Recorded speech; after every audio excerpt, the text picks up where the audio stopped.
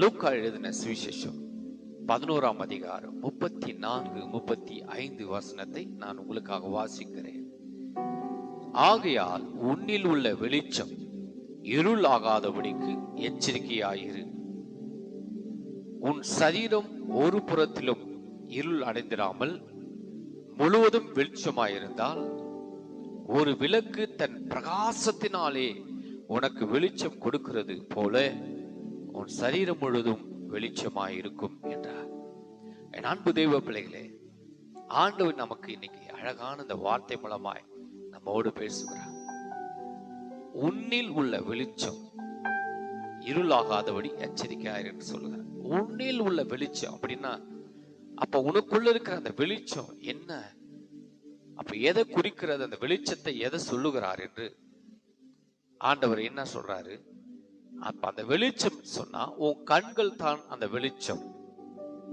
ஹல்லேலூயா. இந்த கண்ணு ஆண்டவர் விளக்கு என்று வேதம் அழகாக நம்ம சொல்லுகிறது. இந்த கண்கள் நமக்கு என்னவா இருக்கா? விளக்கா இருக்கிறது. நீங்க இந்த கண்ணை மூடிட்டீங்கன்னா உங்களுக்கு என்ன தெரியும்? வெளிச்சம் தெரியாது, இருள் தான் தெரியும். அதைத்தான் ஆண்டவர் அழகாக சொல்லுகிறார். இந்த வெளிச்சம், கண்களில் இருக்கிற அந்த வெளிச்சம் இருளாகாதபடிக்கு இதுல எச்சரிக்கையாயிரு. ஹல்லேலூயா. இந்த காலகட்டத்திலே அநேக வாலிப பிள்ளைங்க பாவத்துல விழுந்து கண்கள் எல்லாம் இருளா போகிற சூழ்நிலை உண்டாகிறது. இதை குறித்து ஆண்டவர் அழகாக அந்த வார்த்தை தெளிவுபடுத்துகிறார். அதிலே 34வது வசனத்தை நீங்க வாசித்து பார்க்கும் பொழுது அழகாக ஆண்டவர் சொல்லுகிறார், கண்ணானது சரீரத்தின் விளக்காய் இருக்கிறது. உன் கண் தெளிவாய் இருந்தால் உன் சரீரம் முழுவதும் வெளிச்சமாய் இருக்கும். உன் கண் கெட்டதாய் இருந்தால் உன் சரீரம் முழுவதும் இருளாய் இருக்கும். இப்ப நம்மளுக்கு அழகாக அதை கர்த்தர் உணர்த்துகிற பாருங்க. அப்ப வெளிச்சம் என்று சொன்னா உன் கண். இந்த கண்ணானது விளக்கு என்று வேதம் சொல்கிறது. ஹல்லேலூயா. அப்போ இந்த கண்ணு நமக்கு இருள் அடைஞ்சு போச்சுன்னா உன்னுடைய வாழ்க்கையில உன் சரீரம் முழுவதும் அது இருளாக காணப்படும் என்று ஆண்டவர் சொல்கிறார். என் அன்பு தெய்வ பிள்ளைகளே, இந்த நாளிலே இந்த கண்ணு ஆனது நமக்கு வெளிச்சத்தை மாத்திரமே நம்முடைய வாழ்க்கையில இருக்க வேண்டும். வெளிச்சத்தை மாத்திரமே நம்ம பார்க்க வேண்டும். இருளை நம்ம பார்க்க கூடாது, பாவத்தை நம்ம பார்க்க கூடாது என்று ஆண்டவர் சொல்லுகிறார். உன் கண்கள் தெளிவா இருந்தா உன் சரீரம் முழுவதும் தெளிவா இருக்கும். உன் கண் இருள் அடைந்தால் உன் சரீரம் முழுவதும் இருளா இருக்கும் என்று ஆண்டவர் சொல்லுகிறார். ஹல்லேலூயா. என் அன்பு தெய்வ பிள்ளைகளே, மத்திய எழுதின சுவிசேஷத்துல 5:15 அழகாக இந்த வார்த்தை சொல்லுகிறார். விளக்கை கொளுத்தி மறைக்கால் மூடி வைக்காமல் விளக்கை தண்டின் மேல் வைப்பார்கள். அப்பொழுது அது வீட்டில் உள்ள யாவருக்கும் வெளிச்சம் கொடுக்கும். ஒரு விளக்கு எப்படி வீட்டுல கொளுத்தி வைக்கும் பொழுது அந்த வீட்டுல யாவருக்கும் அந்த வெளிச்சம் கொடுக்குமா? அப்போ என்ன ஆண்டவர் சொல்ல, ஒரு மனுஷன் ஒரு விளக்காய் இருக்கிறான். உன் மூலியமா அநேக காரியங்கள் இருளா இருக்கிறவர்கள் வாழ்க்கையில உன்னை வெளிச்சத்திலே கர்த்தர் கொண்டு போக விரும்புகிறார். அநேக இருளில வாழ்ந்து கொண்டிருக்கிற பிள்ளைகளை தேவன் வெளிச்சத்திலே கொண்டு வரும்படிதான் ஆண்டவர் உன்னை எழுப்ப தேவன் விரும்புகிறார். ஹல்லேலூயா. அதனால்தான் இன்னைக்கு ஆண்டவர் இந்த வார்த்தை மூலமா சொல்லுகிறார், உன்னில் உள்ள வெளிச்சம் அது இருளாகாதபடிக்கு எச்சரிக்கையாயிரு. ஏசாயா தீர்க்கதரிசி 60:1 சொல்லுகிறார், எழும்பி பிரகாஷ், ஒளி வந்தது. ஹல்லேலூயா. நீ எப்போ எழும்பும் பொழுது உன் வாழ்க்கையில பிரகாசம் வந்துவிடும். நம்ம இருளையில உக்காந்துமானால் இன்னும் நம்முடைய வாழ்க்கையில இருளான காரியங்கள் தான் நம்முடைய வாழ்க்கையில தொடர்ந்து வரும். நம்ம பிரகாசிக்க முடியாது. இருள் நம்முடைய வாழ்க்கையில் இருக்குமானால் நம்முடைய வாழ்க்கையில பிரகாசிக்க முடியாது. ஹல்லேலூயா. Praise the Lord. எத்தனை பேர் என்னோடு கூட ஒரு ஆமென் சொல்லுங்க? இருளானது நம்முடைய வாழ்க்கையில இருக்கும் பொழுது நம்ம பிரகாசிக்க முடியாது.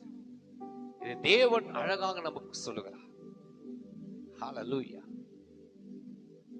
காரிருள் ஜனங்களை மூடும், ஆனா கர்த்தர் உண்மையில் உதிப்பார். எப்போ தெரியுமா? எந்த ஒரு மனுஷன் விளக்காய் இருக்கிறானோ, அது வீட்டில் உள்ள யாவருக்கும் வெளிச்சமா இருக்கிறானோ, உலகத்திற்கு வெளிச்சமா இருக்கிறானோ, அவன் வாழ்க்கையில வெளிச்சம் உதிக்கும், பிரகாசம் அடைவார்கள். ஹல்லேலூயா. இன்றைக்கு ஆண்டவர் சொல்லுகிற அந்த வார்த்தை, உன்னில் உள்ள வெளிச்சம் இருளாகாதபடி எச்சரிக்கையாய். உலகத்திலே வந்து எந்த மனுஷனும் பிரகாசிக்கிற மெய்யான ஒளி இயேசு. ஹல்லேலூயா. அவர் உலகத்திற்கு ஒளியா இருக்கிறார். அதனால்தான் ஆண்டவர் இந்த கண்ணானது ரொம்ப முக்கியமான ஒரு பகுதியா இருக்கிறது. இந்த கண்களிலே தெளிவு இருந்தா வாழ்க்கை முழுவதும் தெளிவாயிருக்கும். உன் சிந்தனை தெளிவாயிருந்தா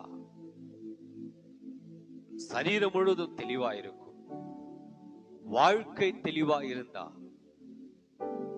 ஹல்லேலூயா, உன்னுடைய வாழ்க்கையில அநேக காரியங்களை நீ பிரகாசிக்க முடியும். ஹல்லேலூயா. அதான் இன்னைக்கு ஆண்டவர் இந்த வார்த்தை மூலமா நமக்கு சொல்லுகிறார். இந்த செய்தி கேட்கிற தெய்வ பிள்ளைகளே,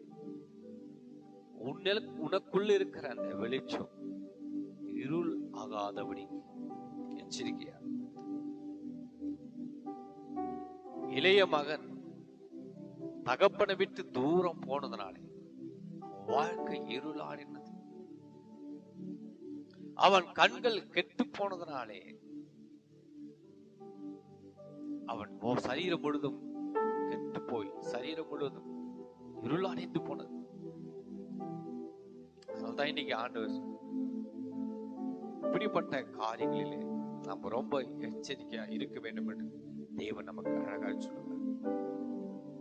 இந்த செய்தி யாரெல்லாம் கேட்கிறீங்களோ தயவு செய்து, வாழ்க்கை ரொம்ப முக்கியம், சரி ரொம்ப முக்கியம். ஆண்டவர் உனக்காக தான் கல்வாரி சிலுவையிலே அவர் பலியானார்.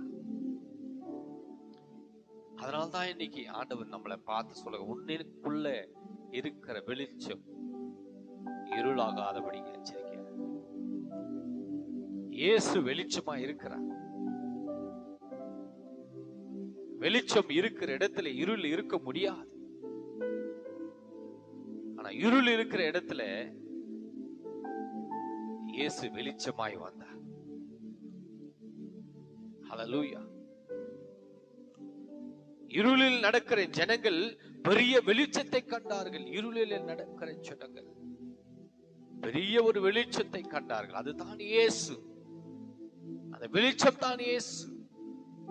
ஹல்லேலூயா.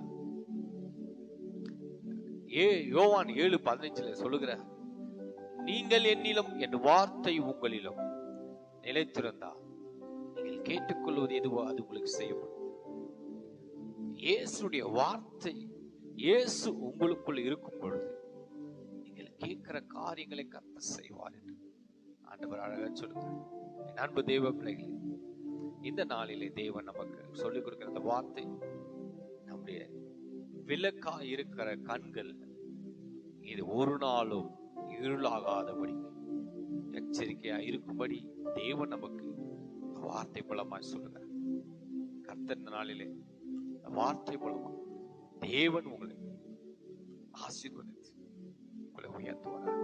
God bless you. கர்த்தர் உங்களை யாவரையும் தேவன் ஆசீர்வதிப்பார்.